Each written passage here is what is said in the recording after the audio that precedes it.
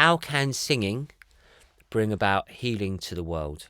That's so important at this time. We need healing. We look at the global situation on so many levels, and certainly there is a great need for healing.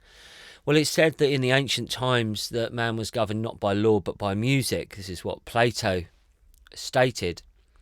And that in Britain that a perpetual choir was maintained. We have records of this going back to the oldest writings of Britain, the Welsh Triads.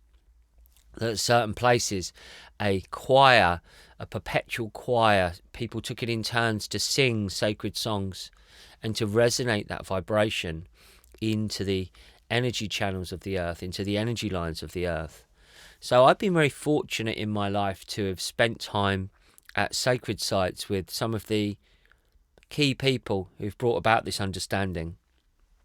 And one of them was Colin Bloyd, the founder of Fountain International and a wonderful healer. And Colin had done some experiments. This would have been, I think it would have been in the late 70s. He was given the keys to an ancient church in Andorra. And they had by then determined that they could dowse these ley lines, and that these ley lines represented the subtle nervous system of the planet, like our subtle nervous meridian system, and that certain acts could affect the energy lines. And Colin had done some dowsing at his son's school where they would sing Gregorian chants, and he would dowse before and after, and found that this plain song had massively amplified the energy lines. Of course, this led to the great experiment in 1981 when, through an act of meditation, the energy lines expanded over 1,000 times, bringing great positive social change at the time to Brighton.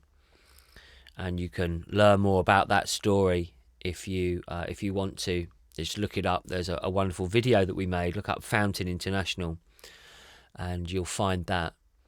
So going back a few years, Colin was in Andorra and they knew that music affected the lines.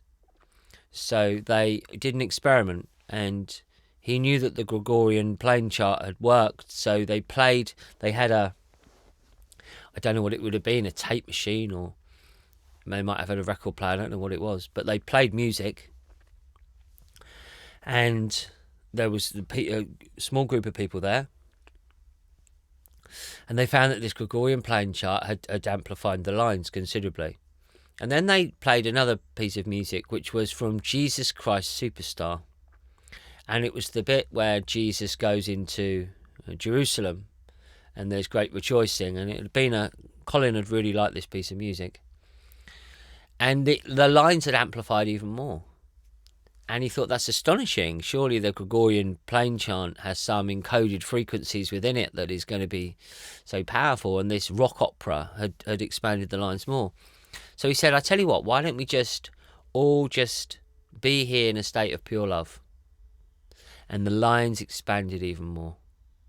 So it seems it's not necessarily the frequency, though that is important, but it's the effect that the sound, the vibration, the frequency has upon the people there, has upon the consciousness of the people there that interacts with the earth.